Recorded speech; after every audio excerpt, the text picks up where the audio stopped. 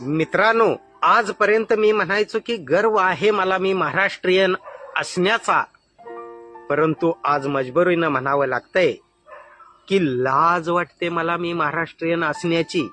अहो, साताऱ्याचं ते प्रकरण अजून महाराष्ट्र जरा सुद्धा विसरला नाहीये.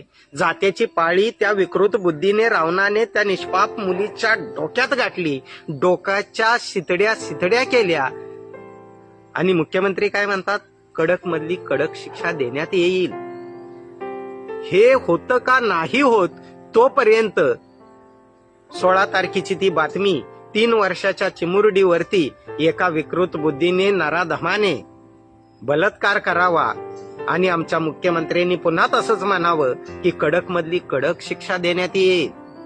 मला या रेडीमेड सरकारला आणि रेडीमेड मुख्यमंत्र्यांना सांगायचंय की एका रात्रीत नोटबंदी होऊ शकते, एका रात्रीत लॉकडाऊन लागू शकतं, एका रात्रीत मुख्यमंत्री बदलून पहाटेचा शपथविधी सुद्धा होतो. मग एका रात्रीत त्या नराधमाला फाशी का दिली जात नाही, याचं उत्तर रेडीमेड सरकार आणि रेडीमेड मुख्यमंत्र्यांनी द्यावं. कायदा मोडावा लागला तरी चालेल, पण सामान्य माणूस मोडून पडता कामा नये.